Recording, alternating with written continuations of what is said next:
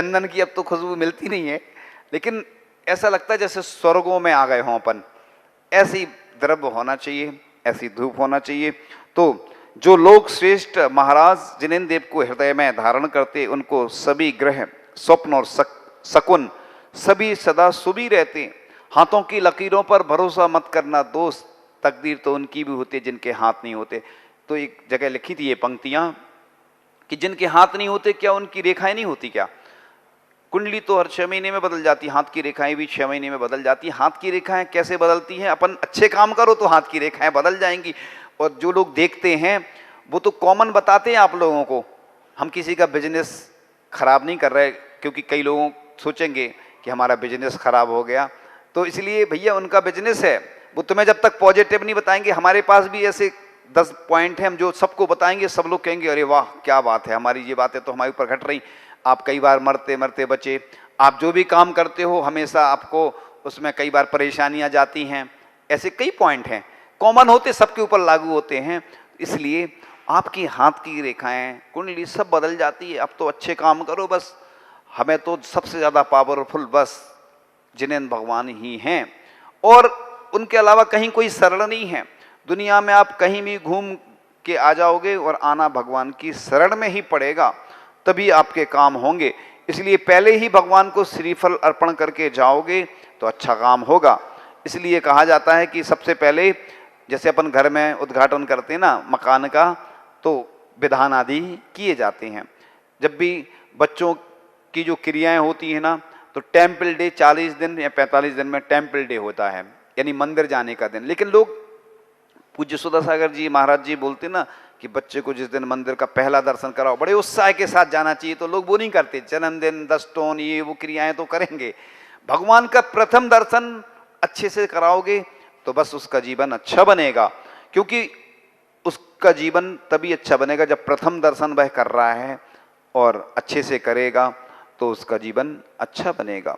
अपन लोग लौकिक कार्यों में बहुत आनंद लेते हैं। हम देखते हैं कि जब भी मंदिर में भी ये होती है ना, जो भी क्रियाएं होती हैं मंदिर में, प्रतियोगिताएं वगैरह होती हैं और भी कर, उनमें बढ़ चढ़कर हिस्सा हो। एक बार एक नगर की बात थी, उस नगर का नाम लेना नहीं चाहूँगा, बड़ा नगर था, और महावीर जयंती उधर सब मिला के जितने भी जैन संप्रदाय हैं, जैन समझ गए ना, सभी जैन, तो सब मिलकर मनाते हैं। तो प्रवचन जब हो रहे थे तो लोगों की भीड़ नहीं थी, लेकिन जब भोजन हो रहा था तो इतनी भीड़ थी कि हम लोग पास में थे तो आवाज़ आ रही थी। तो कई लोग बोलते हैं कि अगर कोई कार्यक्रम अच्छे से संपन्न करना हो तो एक आना फ्री, एक खाना फ्री, 2 चीज़ें रख दो, तो बोलते कि अच्छे आती है भीड़। बिना बुलाए भी आ जाते लोग, निमंत्रण किसी को नहीं देना पड़ता, बस लिख दो कि भोजन की समुचित व्यवस्था है। तो देखो आप लोग राग रंग में कितना आनंद लेते हैं। उसी प्रकार से वैराग्य में भी आनंद लेंगे तो आपका निश्चित रूप से ही जीवन सफल होगा। तो बात चल रही थी कि जो इस सम्यक विधि से धर्म का सेवन करते हैं वह शीघ्र ही भव्यत्व को प्राप्त करते हुए 3 लोक के शिखर पर सिद्ध भगवान बन के विराजमान होते हैं। आप जब भी स्नान करो यही भावना से करो कि हमें अभिषेक करना है, हमें शांति धारा करना है, हमें पूजन करना है, हमें आहार दान करना है। जब भी घर से कहीं भी जाओ तो कोई ना कोई मंदिर के दर्शन करो, सिद्ध जो भी अक्षय क्षेत्र हैं, सिद्ध क्षेत्र हैं, उनकी वंदना जरूर करना, उससे आपका पुण्य है ना प्रबल होगा। चतुर्मास में कई लोग नियम ले लेते हैं कि हम जाएंगे नहीं, अष्टानिका में नियम ले लेते हैं कि हम कहीं बाहर की यात्रा नहीं करेंगे। तो ऐसे ऐसे लोग हुए हैं कि जिन्होंने अपने पुण्य को ऐसे ही बढ़ाया है। अब आज देखते ना, पहले लोग वाहन से कम जाते थे, ट्रेन से जाएंगे ना, तो ट्रेन तो चल ही रही है तो आपको दोष नहीं लगा। जो प्रतिमाधारी हैं उनके लिए विशेष रूप से बोल रहे हैं, सामान्य लोग तो करते रहते हैं, लेकिन बस से जाओगे तो कम दोष लगता, अपने वाहन से जाएंगे, जिसने वाहन किया उसको पूरा दोष लगता है। इसलिए अपन कोई दूसरा कर रहा है तो साथ में हो जाओ, बात अलग है, प्रयास करना चाहिए जो प्रतिमाधारी हैं। तो हम लोग तो इसलिए कई बार कोई आता है, महाराज जी नई गाड़ी खरीदी आशीर्वाद दे दो, तो वाहन के लिए आशीर्वाद नहीं देते हम लोग, क्यों? दोष लगेगा उसमें। घर बना है, दुकान बनी है, हाँ आप कोई अच्छा कार्य करने जा रहे हैं, वैराग्य मार्ग पे बढ़ रहे हैं तो आशीर्वाद रहता है। प्रतिमा विराजमान कर रहे हैं, मंदिर संबंधी तो हम लोग फिर भी थोड़ा बहुत मार्गदर्शन दे देते हैं। मंदिर भी साधु बनवा नहीं सकते, कोई बनवा रहा है प्रेरणा दे सकते हैं। मार्गदर्शन प्रेरणा दे सकते हैं, सानिध्य प्रदान करते हैं जैसे आचार्य भगवान करते हैं, लेकिन अलग से बताने में भी बहुत सारे दोष लगते हैं। इसलिए तो पंच कल्याणक के लिए लोग आते हैं निवेदन करने, तो आचार्य श्री जब आशीर्वाद देते हैं तभी हम लोग पहुंचते हैं।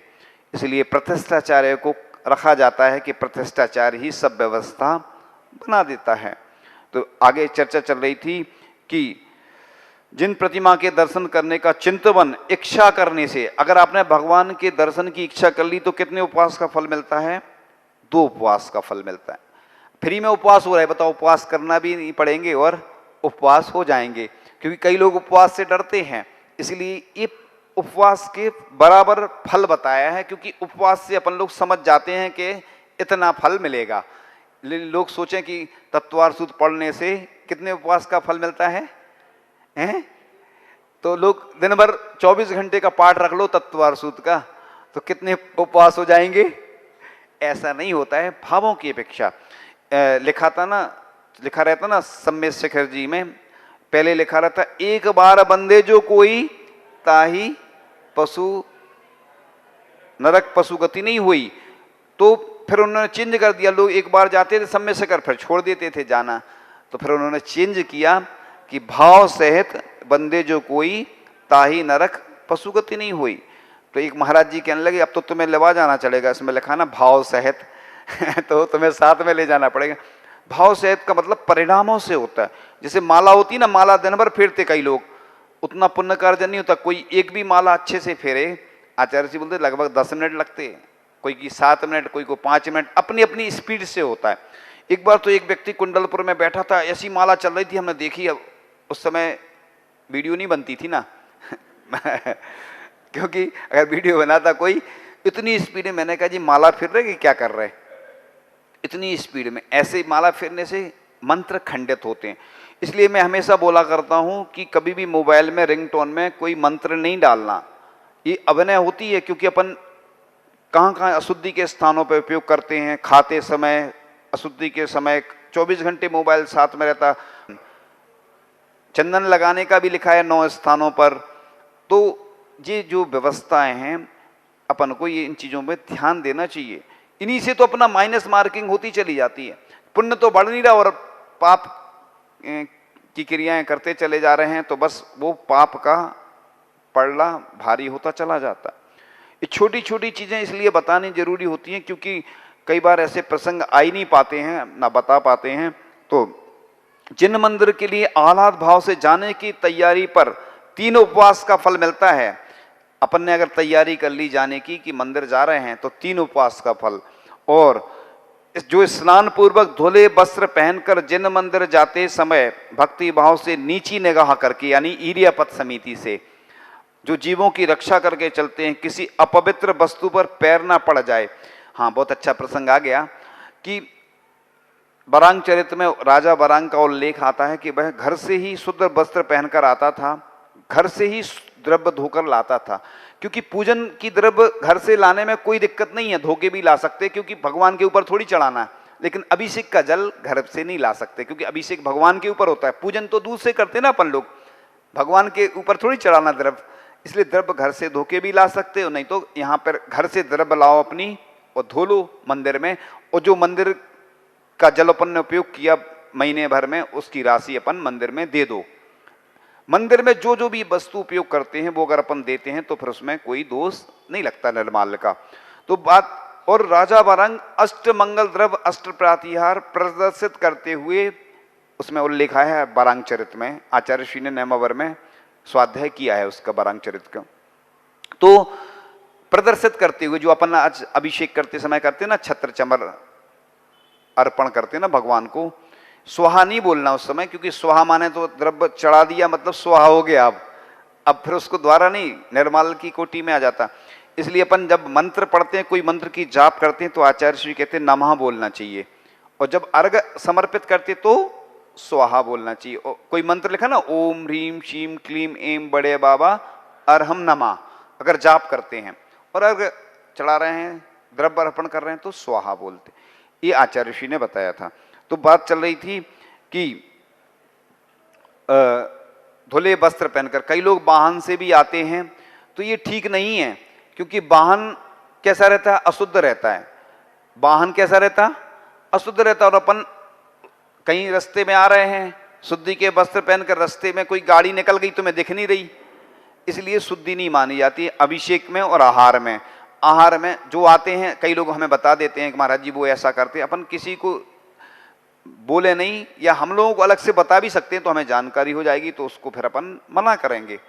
क्या होता है ना, समाज में ये बहुत सारी समस्या आती हैं, किसी का कुछ बोल देता है और वो आके फिर कहते हैं कि महाराज जी किसने बोला, आप नाम बताओ। तो हम नाम किसी का नहीं बताते, इसलिए क्योंकि ये बात आपकी जानकारी में होना चाहिए कि ये काम ठीक नहीं है। अभिषेक आपको करना है तो या तो घर से आके यहीं पे वस्त्र बदलो, या फिर घर से पैदल आ रहे हैं तो कोई भी दिक्कत नहीं है।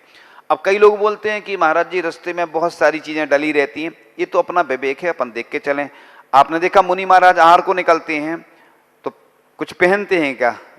नहीं पहनते, शुद्धि कर लेते हैं। कमंडल इसलिए तो रहता है, पैर धो लेते हैं और भी अपन विहार करते रहते हैं। तो आहार के समय जब मुनि महाराजों की शुद्धि ऐसे ही बनती है, ये तो अपना विवेक है कि अपन कहाँ से निकलें। अगर अपने रास्ते में कोई ऐसी वस्तु है, नाली आदि है, तो अपन को विवेक रखना है, इसलिए तो विवेक रखा है।